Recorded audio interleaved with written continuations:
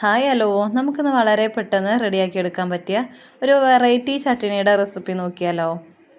മുരിങ്ങയില കൊണ്ടാണ് കേട്ടോ ഈ ചട്ടിനി ഉണ്ടാക്കാൻ പോകുന്നത്. അതിനായി ഒരു കപ്പ് മുരിങ്ങയില എടുക്കാം.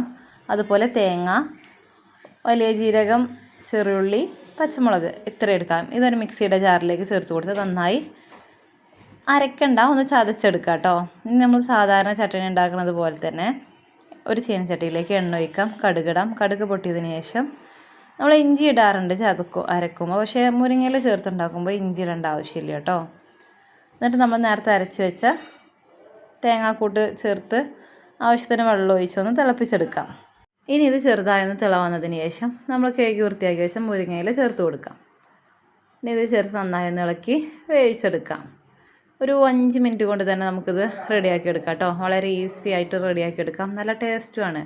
സാധാരണ ചട്ടിയിൽ നിന്നും അല്പം ഡിഫറെൻ്റ് ആയിട്ടല്ലേ ഇത് ഉണ്ടാക്കുന്നത്. അതുകൊണ്ട് നല്ല ടേസ്റ്റ് ആയിരിക്കും ദോശയുടെയും വെള്ളപ്പത്തിൻ്റെയൊക്കെ കൂടെ.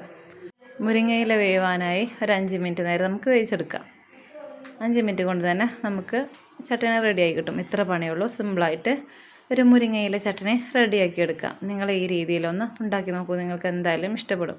എൻ്റെ വീഡിയോ ഇഷ്ടപ്പെട്ടാൽ എൻ്റെ ചാനൽ ഒന്ന് സബ്സ്ക്രൈബ് ചെയ്യണേ, ലൈക്ക് തരണേ, കമൻറ്റ് ഇടാൻ മറക്കല്ലേ.